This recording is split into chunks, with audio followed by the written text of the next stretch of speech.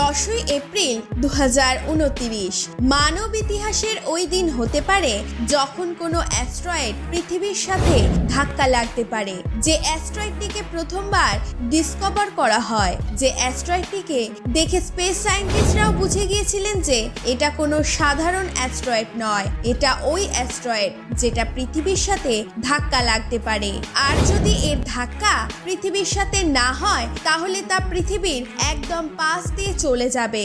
আর এর দূরত্ব এতটাই কম হবে যে 29শে এপ্রিল 2020 সালের অ্যাস্ট্রয়েডটিও তার সামনে হালকা মনে হবে। তাই আজ আমরা ভিডিওটিতে জানতে চলেছি এখনো পর্যন্ত সবচেয়ে ভয়ঙ্কর অ্যাস্ট্রয়েড অ্যাপোফিস সম্পর্কে। এই অ্যাস্ট্রয়েডটিকে 2004 সালে কিট পিক ন্যাশনাল অবজারভেটরিতে প্রথমবার দেখতে পাওয়া যায়। যখন কোনো অ্যাস্ট্রয়েড যেগুলি পৃথিবীর সাথে ধাক্কা লাগার সম্ভাবনা থাকে সবার আগে তার আকার দেখা হয়। তাই সেই হিসাবে এই অ্যাস্ট্রয়েডটির আকার 370 মিটার। যদি তুলনা করা হয় তাহলে প্যারিসের আইফেল টাওয়ারের থেকেও বেশি লম্বা। 2004 সালে যখন এই অ্যাস্ট্রয়েডটিকে ডিসকভার করা হয় তখন ডিরেকশন টেস্ট করে জানা যায় যে 2029 সালে পৃথিবীতে আছড়ে পড়তে পারে। তবে এই অ্যাস্ট্রয়েডটির সাথে পৃথিবীর ধাক্কা লাগার সম্ভাবনা মাত্র 2%। সাধারণভাবে পৃথিবীর পাশ দিয়ে যে কোনো অ্যাস্ট্রয়েড পাশ দিয়ে চলে যায়। বেশিরভাগ সময় ভবিষ্যতে এই অ্যাস্ট্রয়েড ফিরে আসে না, কিন্তু অ্যাপোফিসের সাথে এমনটা হবে না। কেননা এই অ্যাস্ট্রয়েডটি ধাক্কা যদি 2029 সালে পৃথিবীর সাথে না হয় তাহলে আবার 6 বছর পর অর্থাৎ 2035 সালে পৃথিবীর পাশ দিয়ে অতিক্রম করবে। তবে যদি ভয়ের প্যারামিটারে দেখা যায় তাহলে ভয় 2035 সাল থেকে 2029 সালে বেশি। আর যদি সবকিছু নর্মাল থাকে তাহলে 2029 সালেও এটি পৃথিবীতে ক্র্যাশ করবে না।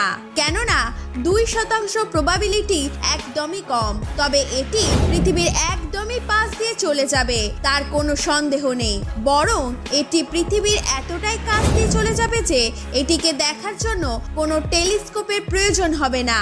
আপনি এটিকে খালি চোখেই দেখতে পাবেন। সবার প্রথমে এটি অস্ট্রেলিয়ায় দেখা যাবে, তারপর এটি ভারত মহাসাগরের উপর দিয়ে অতিক্রম করবে। তবে এই অ্যাস্ট্রয়েডের স্পিড এতটাই বেশি হবে যে এটি আটলান্টিক মহাসাগরকে পার করে আফ্রিকা ক্রস করে মাত্র 2 ঘন্টা সময় নেবে।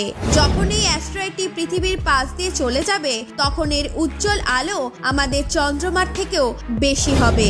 পৃথিবীর এত কাছে আসার জন্য যদি পৃথিবীর মাধ্যাকর্ষণ শক্তিতে ভেসে যায় তাহলে এটি পৃথিবীর জন্য সিরিয়াস ইস্যু হতে পারে।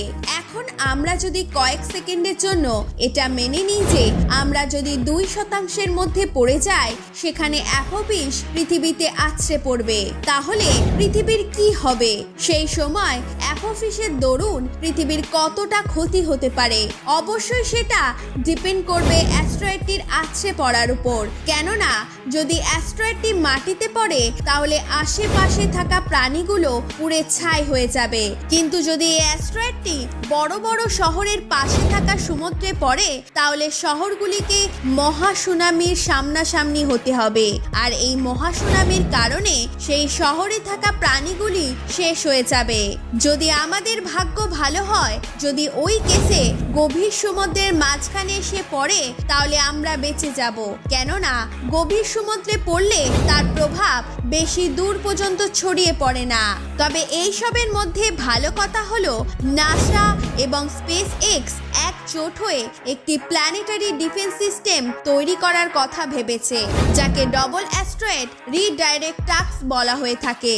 এটি 22শে জুলাই 2021 সালে শুরু হয়ে গেছে, যেখানে ভবিষ্যতে মহাকাশ থেকে আসা যে কোনো প্রকারের অ্যাস্ট্রয়েডকে রুখে দেওয়ার জন্য একটি ভালো সিস্টেম তৈরি করা হবে। পৃথিবীতে এমন ডিফেন্স সিস্টেম থাকা কিছু না থাকার থেকে তো অনেক ভালো।